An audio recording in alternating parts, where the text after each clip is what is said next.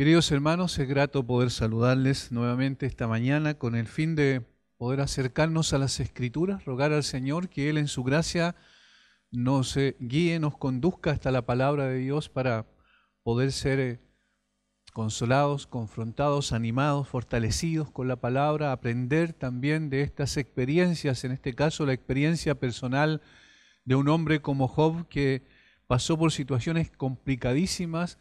No obstante, pudo mantener firme su fe, sus convicciones, su conocimiento del carácter de Dios era tan profundo, la realidad de su fe era tan práctica, vivencial, que podemos apreciar en su vida que lo sostuvo en medio de todas sus aflicciones. Las Escrituras muestran a más de un personaje bíblico que perseveró en la aflicción. Es una de las características distintivas en realidad de quienes conocen al Señor, tienen una relación personal con Él. El apóstol Pablo fue un buen ejemplo de ello. Desde el mismo momento en que conoció al Señor en ese día especial camino a Damasco, cuando el Señor, el Jesús resucitado, digamos, Cristo resucitado, se presentó delante de Él. Y desde ese momento, cuando Él dijo, Señor, ¿qué quieres que yo haga?, comenzó una nueva etapa en su vida, un renacimiento producto de la obra de Dios que lo transformó de perseguidor a ser un propagador, un proclamador del Evangelio de Jesucristo. Desde ese momento en adelante comenzó a sufrir una serie de situaciones complejas en su vida, no obstante, siempre, y esto es una de las cosas que más se aprecian en la vida de Pablo, mantuvo su integridad. Nunca dejó de proseguir a la meta, como le dijo a los filipenses, la razón por la cual había sido llamado por Cristo. Siempre su mirada estuvo puesta en terminar la carrera, guardar la fe y pelear la buena batalla hasta el último momento de su vida. Todo esto manteniendo siempre, como dije, su integridad. Manteniendo su integridad es la clave. No se trata de resistir estoicamente el sufrimiento, sino hacerlo conservando la integridad. Job fue un hombre de esas características y en una forma singular. La Biblia lo presenta como un estándar en un sentido, del punto de vista humano al menos, de lo que es sufrir de una manera indecible, más allá de lo que nosotros nunca lo haremos probablemente, pero manteniendo también esa integridad.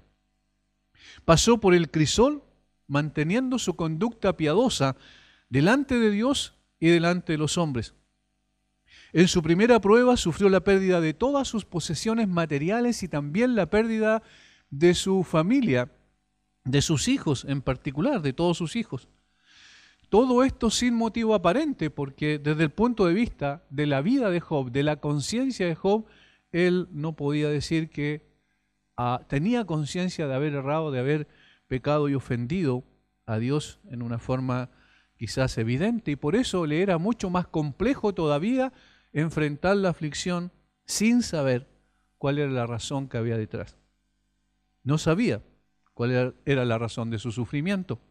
Durante todo el proceso el cielo guardó silencio. Seguramente hubieron oraciones que Job elevó al cielo para poder saber por qué estaba sufriendo lo que estaba padeciendo. Sin embargo, nunca tuvo ninguna indicación de la razón por la cual estaba pasando por eso. Aunque Job pensaba que Dios le había causado la calamidad, aún así bendijo el nombre del Señor y no lo culpó. Y sabemos que él pensaba que Dios había causado la calamidad, porque dice el versículo 22, en todo esto no pecó Job ni atribuyó a Dios despropósito alguno, Es decir, Señor, tú actuaste y obraste conforme a tu justicia. La palabra culpar aquí significa atribuir despropósito, tal como lo dice claramente el versículo 22. No culpó a Dios entonces. Es decir, no creía que Dios hubiese hecho algo inadecuado, bajo ninguna circunstancia. Él conocía tan perfectamente, en un sentido humano, por supuesto, hasta donde es posible, hasta donde el Señor le permitió que lo conociera, a Dios, que sabía que Dios no podía actuar en forma injusta, aunque no entendía la razón que había detrás. Él no rezongó ni culpó a Dios porque reconocía que a pesar de lo que pudiera pasar, Dios seguiría siendo Dios y la postura correcta de su parte era esta, adoración. Eso es lo que vimos en la última exposición. Reconocimiento de que Dios es Dios y que Él era simplemente una criatura y que Dios merecía entonces la adoración. Dios no dejaba de ser digno de adorar porque las condiciones en la vida de Job habían cambiado drástica y dramáticamente. Job no imputó ni impuso a Dios ninguna sin razón. Y esto es lo notable, lo que nosotros vemos aquí destacado como de una forma particular. Y este es un hecho significativo particularmente cuando nosotros miramos nuestra propia vida, donde muchas veces no reaccionamos así normalmente cuando pasamos por situaciones aflictivas. Somos prontos a elevar nuestra queja al cielo, quizá con cierto temor, sin embargo, lo hacemos. Calvino dice al respecto algo interesante. Dice, si en nuestro corazón estuviera bien grabado que todo lo que Dios hace está fundado en una buena razón, ciertamente nos avergonzaríamos de acalorarnos tanto contra Él. Digo, sabiendo que tiene buenos motivos para despojarnos así de cosas como vemos que lo hace. Ahora, por eso se dice especialmente que Job no atribuyó despropósito alguno a Dios, es decir, que Dios no hizo nada que no fuese justo y equitativo. Que no fuese justo y equitativo. Notemos que el texto dice que Job no pecó ni atribuyó a Dios despropósito alguno. Somos muy prontos para poner a Dios en el banquillo de los acusados. Lo cuestionamos y preguntamos rápidamente, ¿por qué? ¿Por qué, Señor? ¿Por qué a mí? Job no lo hizo. Cuando preguntamos de esa manera, la razón parece ser que nos cuesta aplicar lo que conocemos del carácter de Dios. Y eso es una de las cosas que uno más va aprendiendo con el tiempo y va apreciando en su propio carácter espiritual, en su propia vida. Se va dando cuenta de que una cosa es el conocimiento de Dios y otra cosa es la vivencia de ese conocimiento. Es decir, que nuestra relación con el Señor pueda ser una relación que está precedida por el conocimiento del carácter de Dios, pero también vivida bajo ese conocimiento. Sabemos que Dios es justo, por tanto todas sus acciones son justas. Sabemos que Dios es bueno, por tanto siempre determinará lo que es mejor para nosotros. Y sabemos que Dios es sabio, por lo que todas sus acciones, los medios, los tiempos y los lugares por los cuales conducirá nuestra vida, siempre serán los mejores. Nunca, entonces, debemos interpretar a Dios a través del sufrimiento si no interpretamos el sufrimiento a través del carácter de Dios. Esa es una de las claves para poder entender cómo reaccionar frente a la aflicción. Nunca interpretemos a Dios a través del sufrimiento si no interpretamos el sufrimiento a través del carácter de Dios. Y eso es lo que pasó con Job. Y eso es lo que destaca aquí claramente. Él conocía a Dios y entonces la aflicción la interpretó a través de ese conocimiento que tenía de Dios. Dijo, Dios es justo, Dios es bueno, Dios es sabio, por tanto todo lo que haga Dios va a ser conforme a ese carácter. Y si yo estoy sufriendo esta calamidad y estas situaciones que no tienen explicación alguna desde el punto de vista racional, no obstante, Dios sigue siendo digno de adorar, porque Dios sigue siendo justo, sigue siendo sabio, sigue siendo bueno. Esto es lo que nos enseña la primera prueba de Job y su reacción a la misma. Por lo que deja de manifiesto que no está dispuesto a renunciar a su integridad. Su relación con Dios no se ha truncado, sino por el contrario, se ha estrechado más a través del dolor. Y desde la perspectiva del cielo, un gran triunfo para el Señor frente al enemigo, algo que Job no conocía, obviamente. En lugar de blasfemar a Dios, Job lo adora. En lugar de maldecirlo, lo bendice. En lugar de culparlo como injusto, declara su rectitud en lo que ha hecho. Es decir, todo lo que Satanás pretendía a través de esta aflicción que trajo sobre Job, Dios lo transformó en algo positivo, en algo bueno, de tal manera que finalmente el nombre de Dios fue exaltado, el nombre de Dios fue bendecido, el nombre de Dios fue vindicado delante de toda esa situación. Pero esto no termina aquí. Tal como la primera prueba, Job ignora lo que está detrás de la escena, no tiene idea que esto aún no ha terminado. Viene entonces una segunda prueba, que como la vez anterior se determina en el cielo. Y esto nos lleva al segundo capítulo de Job, que concluye con la sección introductoria del libro. Vamos a leer Job capítulo 2, versículos 1 al 13, pero nos vamos a quedar en la primera de las tres partes en las cuales podríamos dividir este texto. Aconteció que otro día vinieron los hijos de Dios para presentarse delante de Jehová, y Satanás vino también entre ellos presentándose delante de Jehová. Y dijo Jehová a Satanás: ¿de dónde vienes? Respondió Satanás a Job, y dijo: de rodear la tierra y de andar por ella. Y Jehová dijo a Satanás: ¿no has considerado a mi siervo Job, que no hay otro como él en la tierra, varón perfecto y recto, temeroso de Dios y apartado del mal, y que todavía retiene su integridad, aun cuando tú me incitaste contra él para que lo arruinara sin causa? Respondiendo Satanás dijo a Jehová: piel por piel, todo lo que el hombre tiene dará por su vida. Pero extiende ahora tu mano y toca su hueso y su carne, y verás si no blasfema contra ti en tu misma presencia. Y Jehová dijo a Satanás: he aquí él está en tu mano, mas guarda su vida.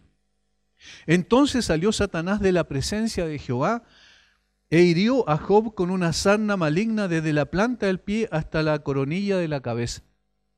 Y tomaba Job un tiesto para rascarse con él, y estaba sentado en medio de ceniza. Entonces le dijo su mujer: ¿aún retienes tu integridad? Maldice a Dios y muérete. Y él le dijo: como suele hablar cualquiera de las mujeres fatuas has hablado. ¿Qué? ¿Recibiremos de Dios el bien y el mal no lo recibiremos? En todo esto no pecó Job con sus labios.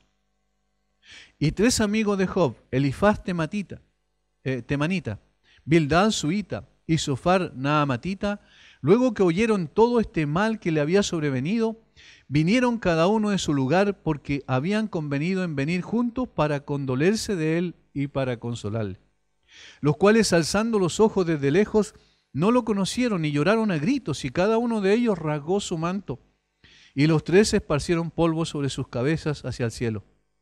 Así se sentaron con él en tierra por 7 días y 7 noches, y ninguno le hablaba palabra, porque veían que su dolor era muy grande. Aquí termina la parte del prólogo, la introducción del libro, podríamos decirlo, que en el fondo es lo que define, o es el cuadro que precede a todo lo que viene, al drama posteriormente que se relata en los capítulos 3 en adelante hasta el capítulo 41.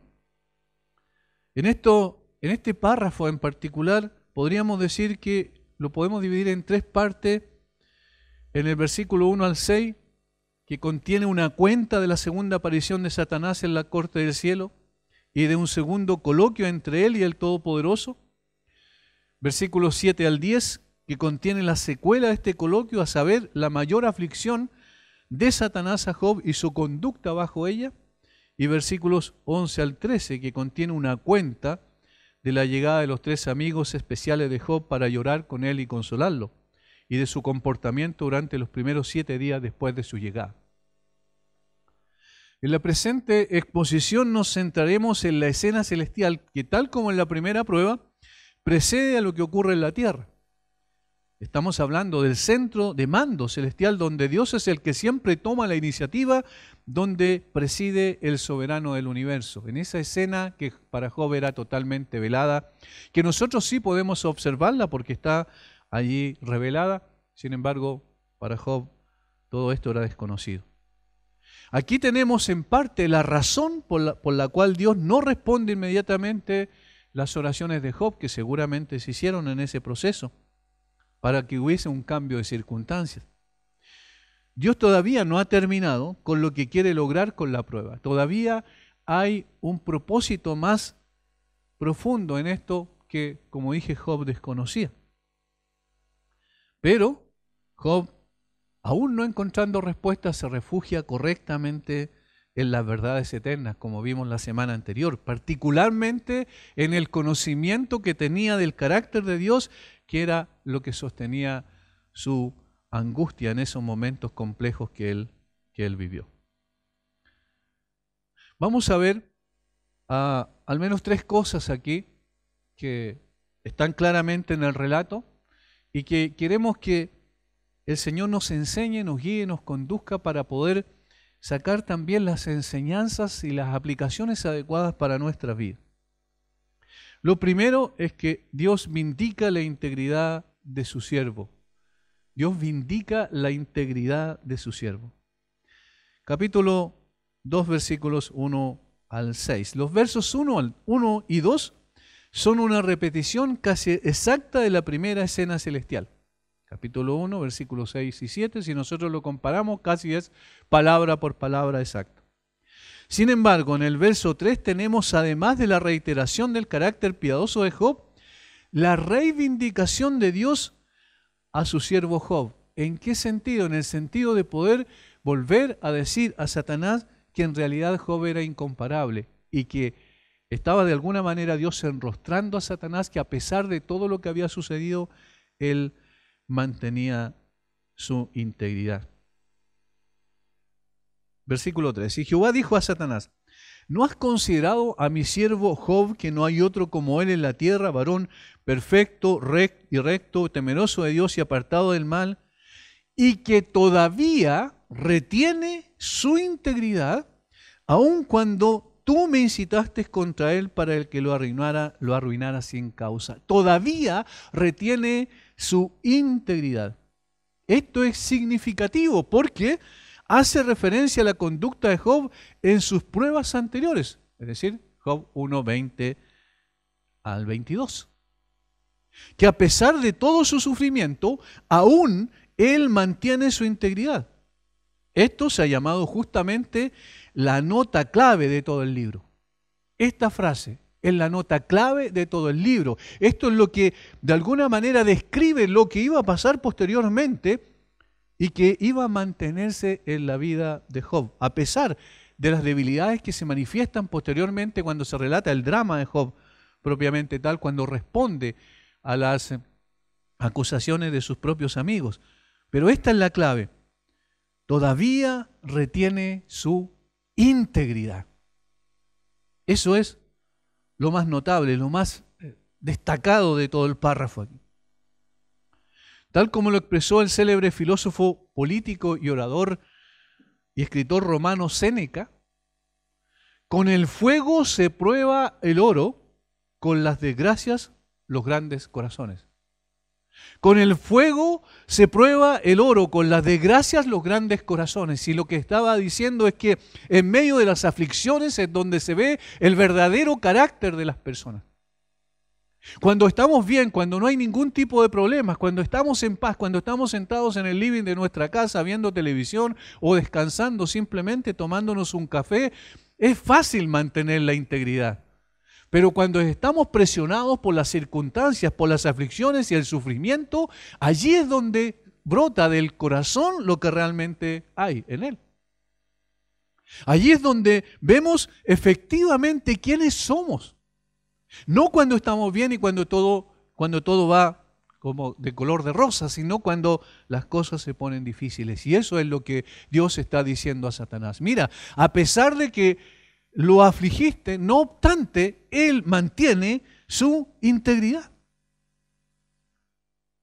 Quizás es bueno poder imaginarse el ceño fruncido de Satanás ante las palabras elogiosas de Dios respecto a Job.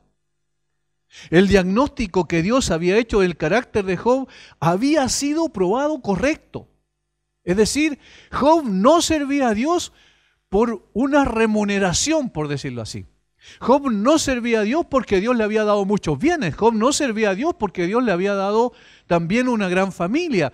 No, Job servía a Dios por lo que Dios es y no por lo que Dios le había concedido. Y eso tiene que haber sido muy duro para el enemigo, que lo que quería precisamente era destruir esa integridad para que Dios blasfemara, para que Job, blasfemara contra Dios. la acusación satánica había sido sin causa.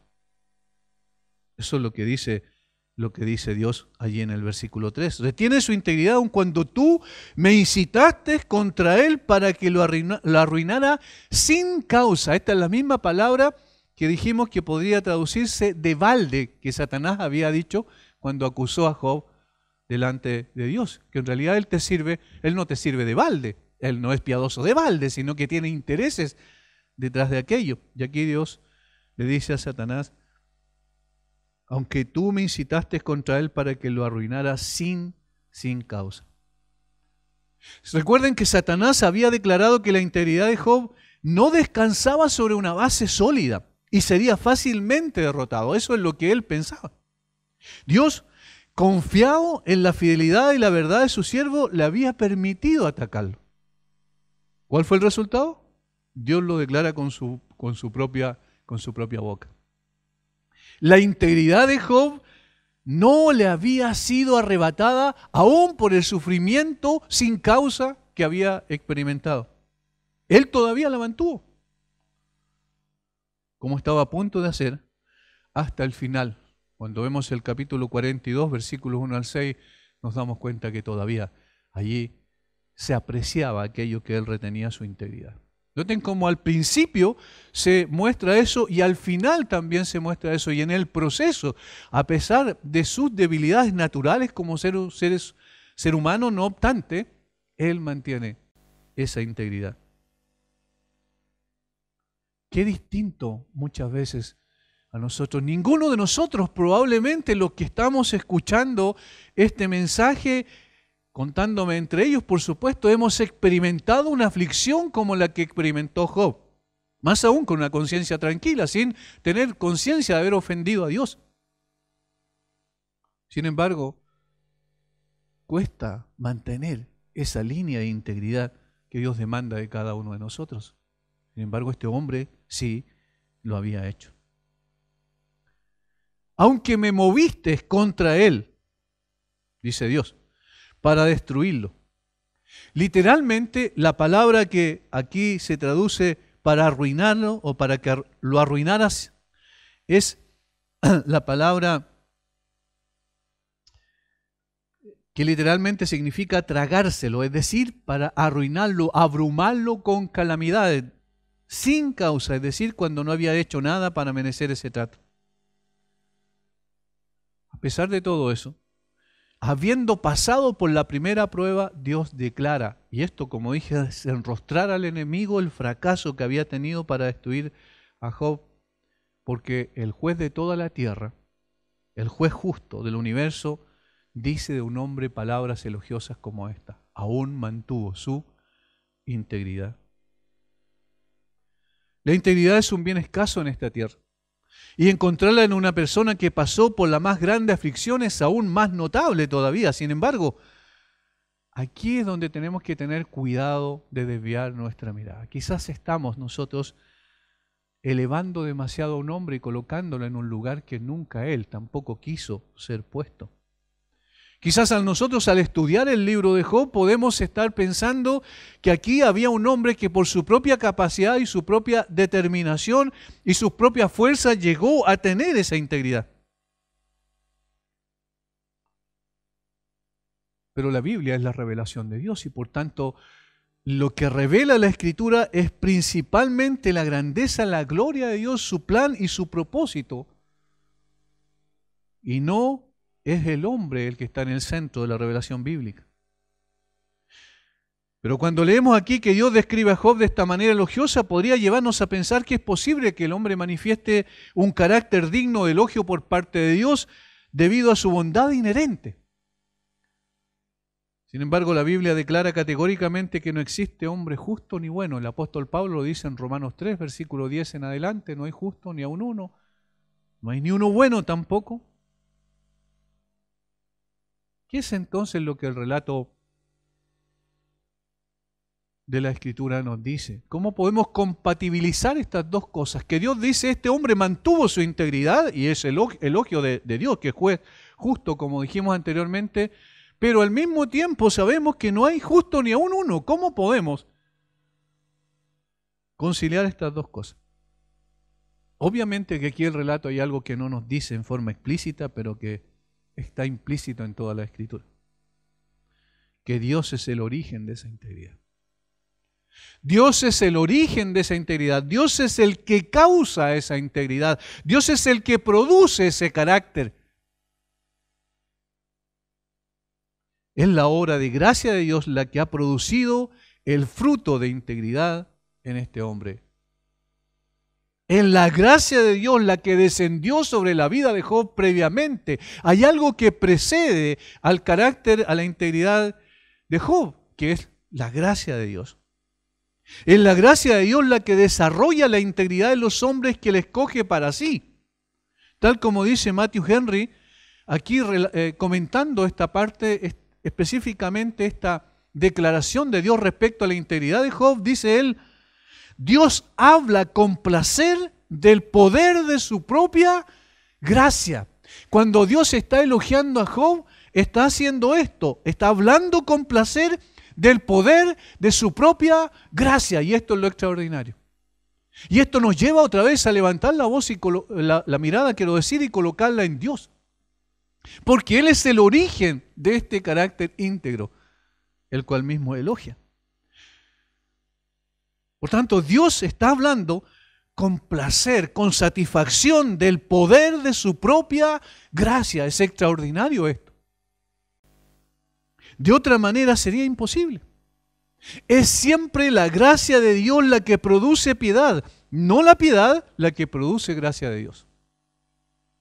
Es siempre la gracia de Dios la que produce piedad, no la piedad la que produce gracia de Dios. Tener esto siempre presente nos libra de poder idolatrar a los hombres, de transformar en ídolos a hombres con pie de barro, al mismo tiempo que mantenemos la mirada en Dios como la fuente de toda gracia. ¿Cómo podemos encontrar personas como Job? ¿Cómo podemos encontrar personas como Pablo? ¿Cómo podemos encontrar personas como Jeremías en las Escrituras? Por la pura gracia de Dios. ¿Cómo podemos admirar a un líder extraordinario como Moisés? ¿Cómo podemos ver a un Josué, a un hombre también obediente a Dios? Por la gracia de Dios. Todos los personajes bíblicos, todas aquellas personas que fueron usados por Dios, los siervos de Dios, fueron producto de la gracia de Dios y su carácter fue formado por el poder de Dios en ellos. Y el caso de Job es exactamente igual. Ahora, notemos que esto es importante. Ahora viene el equilibrio. ¿Por qué? Obviamente, es la gracia de Dios la que produce el carácter, pero eso no quita el hecho, en el caso de Job, que es Job el que soporta una pérdida abrumadora sin hacer concesiones en cuanto a su integridad o su condición intachable. Es Job, es lo que dice Dios mismo, es Job el que mantiene su integridad. Es su responsabilidad mantener su integridad, pero Dios es el que produce la integridad. Es Job el que responde adecuadamente ante su aflicción adorando a Dios. Es Job quien mantiene su fe. Job no conoce la actividad celestial que está detrás de su situación. Él no puede ver las dinámicas internas del cielo y es solo la integridad de su fe la que evita que maldiga a Dios. Obviamente que Él es el responsable de mantener esa integridad. Él es el responsable de poder cultivar ese carácter piadoso. Pero es la gracia de Dios la que lo produce. Ahora, que Dios, o que Job, quiero decir, mantuvo la integridad de su fe, nos enseña a nosotros, también nos desafía. ¿Qué hay de nosotros?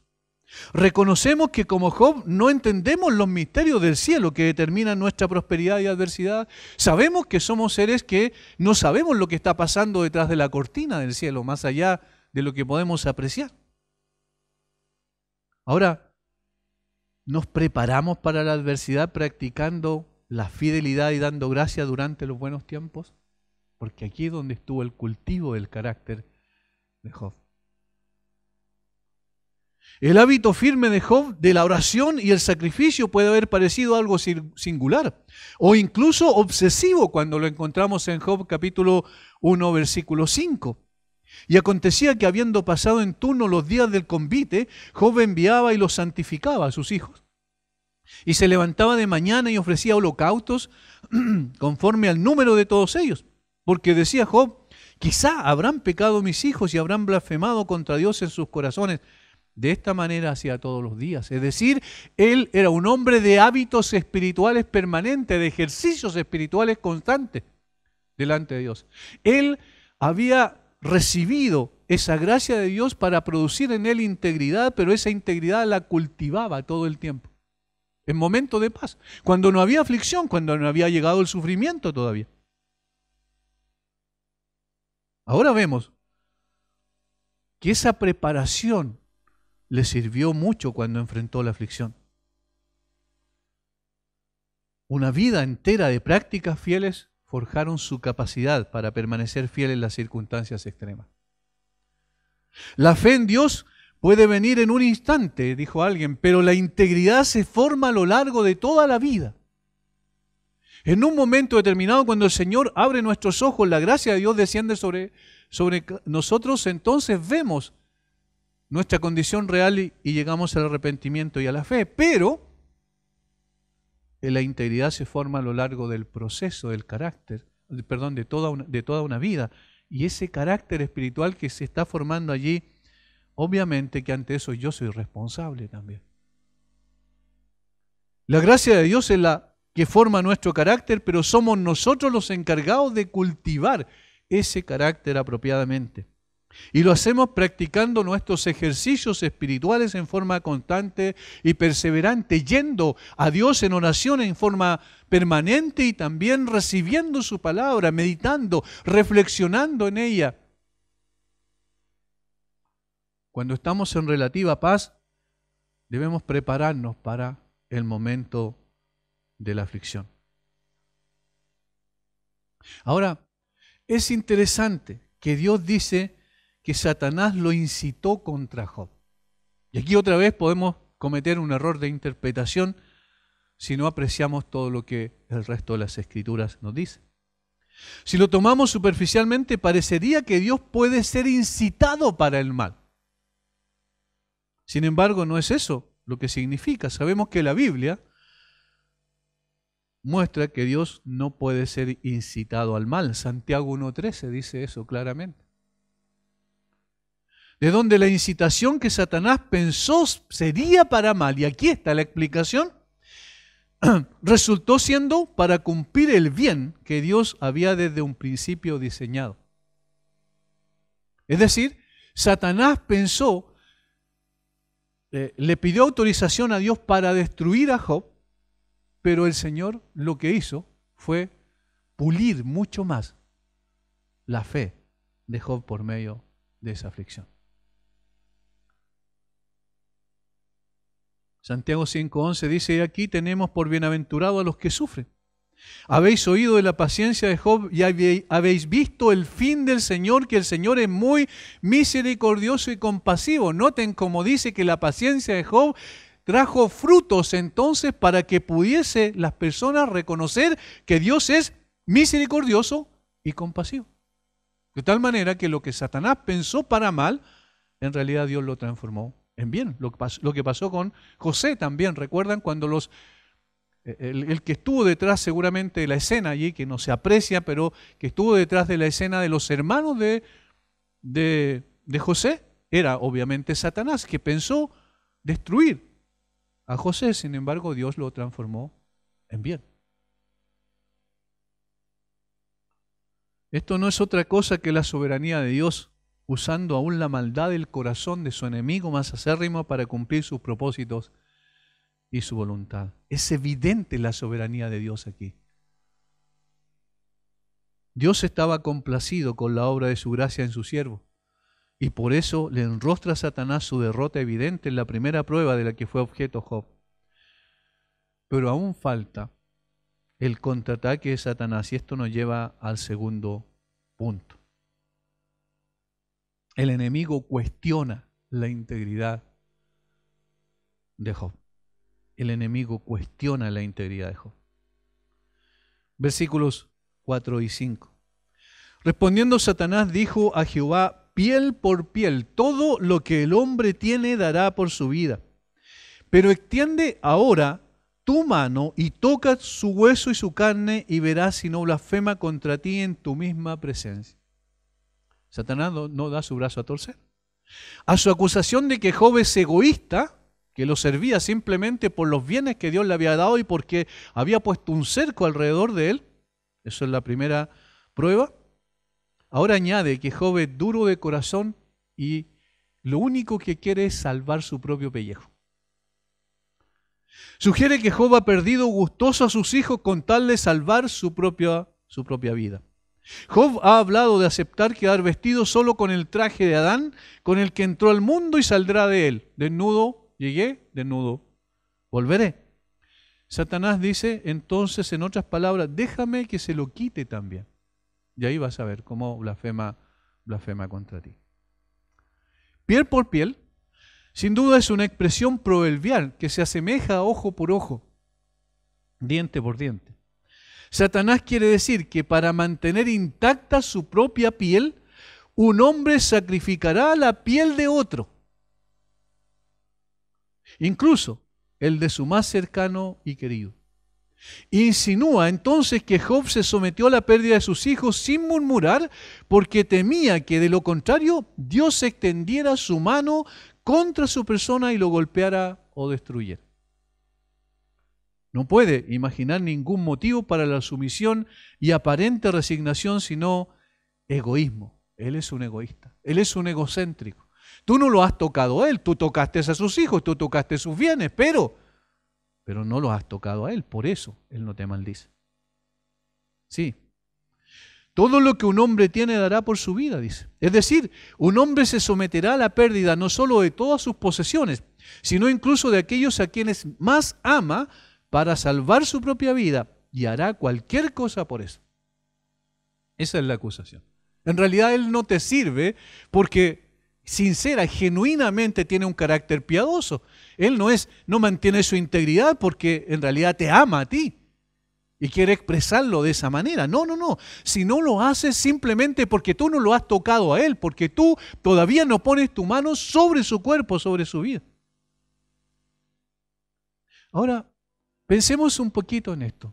¿No es verdad que hay algo de verdad en la expresión desafiante de Satanás?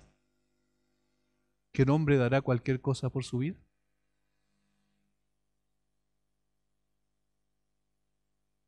Recordemos a Abraham, cuando fue a Egipto, ¿recuerdan? Y le dice a su esposa, a Sarai, mira, los hombres te verán mujer hermosa y por causa de eso, si yo me presento como tu esposo, me peligra mi vida. Entonces, para que no ocurra eso, di que yo soy tú, o que tú eres mi hermana. Abraham traicionó a su esposa para salvar su vida.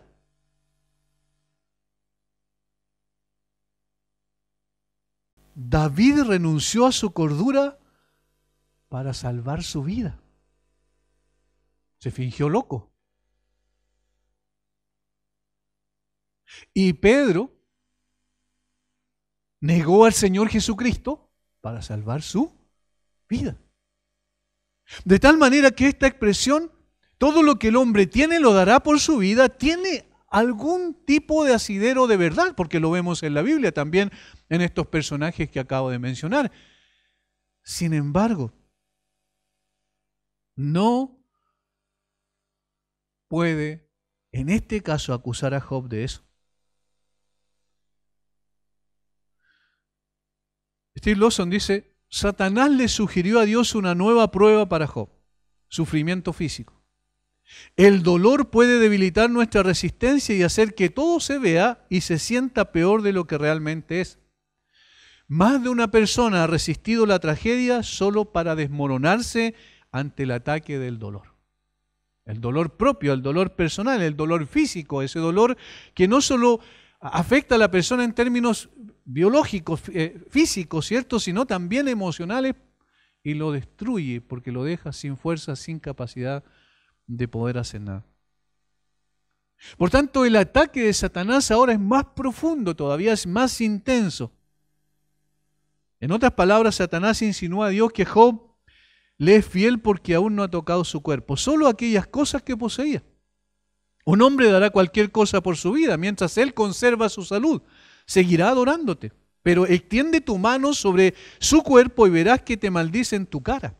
Dame la libertad de destruirlo en el grado más íntimo, quitando su salud. Y ahí vas a ver que él no es tan íntegro como tú lo estás describiendo. Noten cómo en el fondo Satanás está tratando de decir que Dios es mentiroso. ¿No fue eso lo que dijo en el jardín del Edén?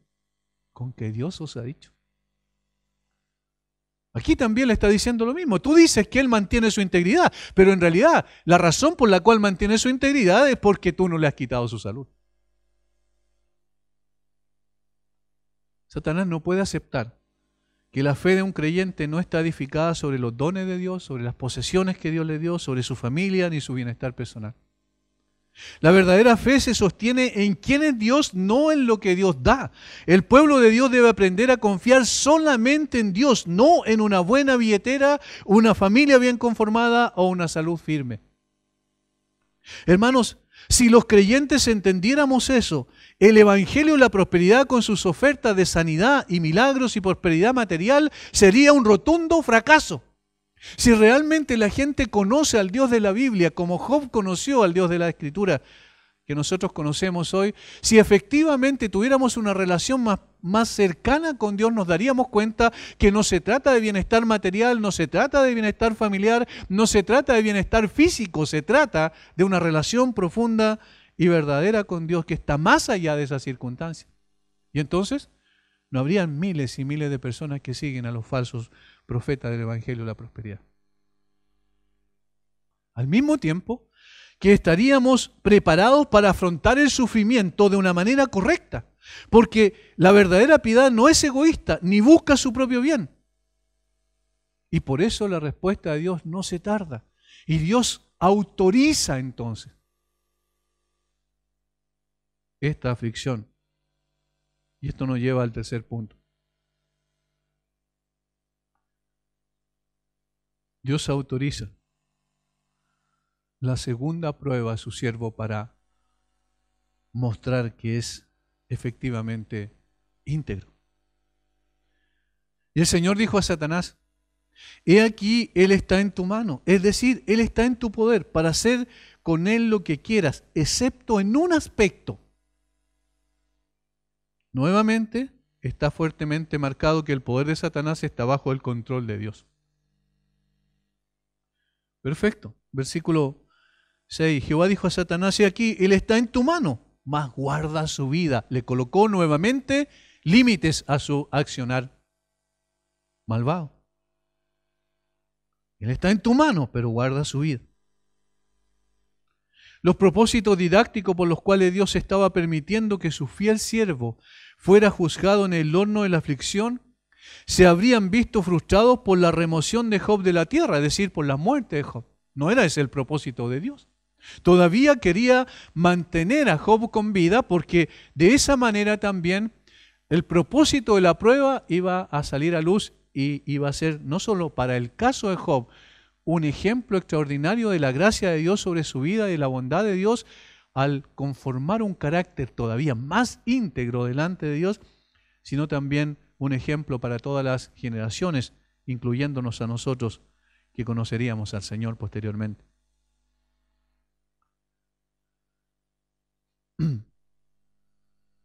Escribiendo a sus familiares en Inglaterra, David Livingstone dijo, el explorador de África: soy inmortal mientras no haya acabado la tarea que el Señor tiene para mí. Soy inmortal mientras no haya acabado la carrera que Dios tiene para mí.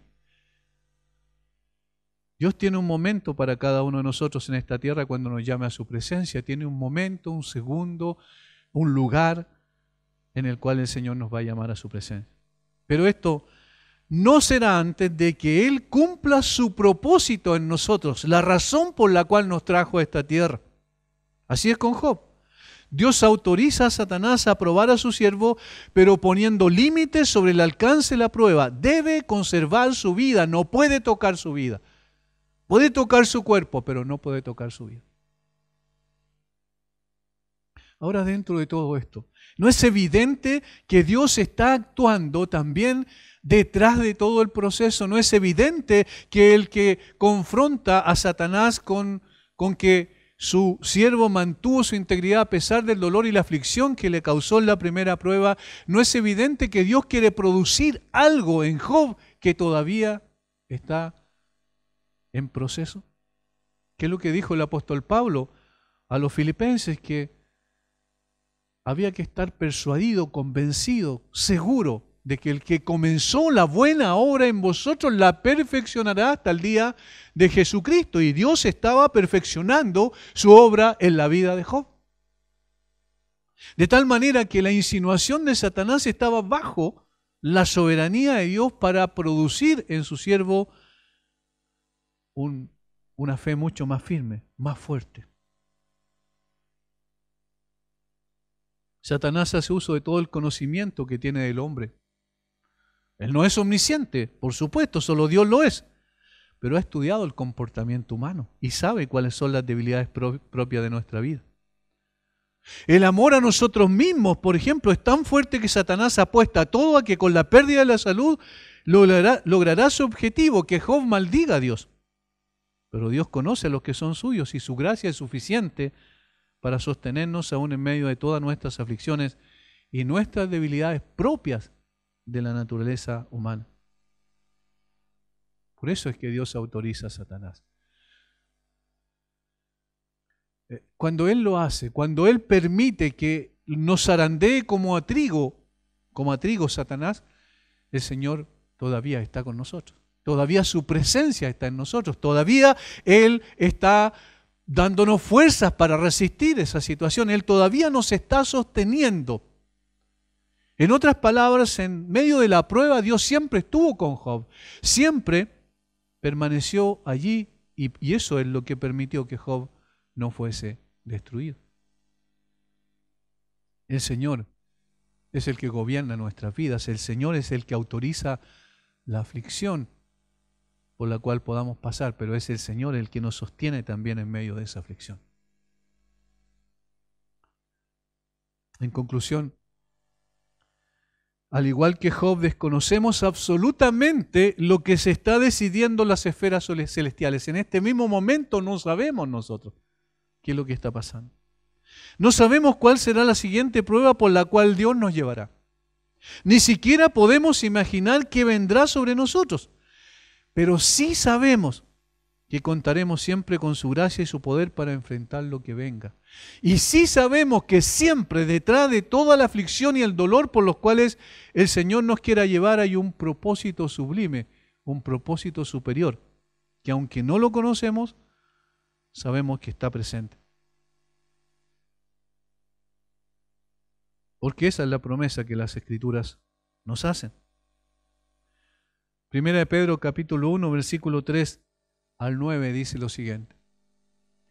Bendito el Dios y Padre de nuestro Señor Jesucristo, que según su grande misericordia nos hizo renacer para una esperanza viva por la resurrección de Jesucristo de entre los muertos, o de los muertos, para una herencia incorruptible, incontaminada e inmarcesible, reservada en los cielos para vosotros, que sois guardados, presente, que sois guardados por el poder de Dios mediante la fe para alcanzar la salvación que está preparada para ser manifestada en el tiempo postero.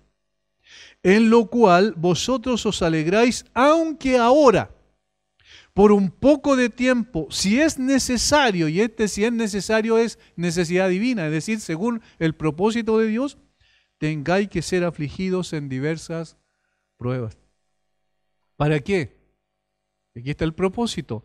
Para que sometida a prueba vuestra fe, mucho más preciosa que el oro, el cual, aunque perecedero se prueba con fuego, sea hallada en alabanza, gloria y honra cuando sea manifestado Jesucristo. A quien amáis sin haberle visto, en quien creyendo, aunque ahora no lo veáis, os alegráis con gozo inefable y glorioso, obteniendo el fin de vuestra fe, que es la salvación de vuestras almas. Ahí está la realidad de la prueba, la realidad del poder preservador de Dios y está la realidad también del propósito que tiene Dios detrás de estas pruebas. Satanás busca tentar siempre al creyente para que blasfeme de Dios, para que se aleje de Dios, para que manifieste una apostasía, ¿cierto? Dios usa la tentación de Satanás y la transforma en una prueba para probar a sus siervos. Dios siempre cumple su propósito. Dios siempre cumple su propósito y eso es lo que nos da tranquilidad y lo que nos debe ayudar cuando lleguemos a enfrentar situaciones que son inmanejables para nosotros y situaciones tan duras y complejas que quizás ni siquiera imaginamos que vamos a enfrentar un día. El Señor siempre tiene un objetivo sublime y el Señor siempre está con nosotros, su poder siempre está en nosotros para sostenernos en medio de la aflicción y el Señor siempre, finalmente, va a ser glorificado a pesar de las intenciones de Satanás. El que será avergonzado siempre será nuestro enemigo, el que será honrado siempre será nuestro Dios. Padre, gracias por tu palabra. Gracias, Señor, por llevarnos a ella y poder mostrarnos también la imperiosa necesidad de mantener nuestra integridad. Nosotros somos responsables de cultivar nuestro carácter piadoso, siendo tú, Señor, el que lo sostiene, siendo tú el que lo origina, siendo tú el que lo produce. Es tu gracia la que hace aquello. Prepáranos, Señor, para las cosas difíciles que puedan venir sobre nuestra vida, sobre la iglesia de Jesucristo. Prepáranos, Señor, para mantener esa integridad, siempre mirándote a ti y dependiendo de ti, Señor, siendo sostenidos por ti. Gracias por darnos el privilegio, Señor, de ser llamados tus hijos. Gracias por enviar a Jesucristo a morir en nuestro lugar y a pagar por nuestras culpas y a darnos también, a concedernos el Espíritu Santo que habita en nosotros, que nos guía, nos ilumina, nos fortalece, nos conduce, nos llena con su poder para capacitarnos para la tarea que tú nos encomendaste. Danos de tu gracia para vivir conforme a tus propósitos. Oramos en el nombre de Jesús. Amén.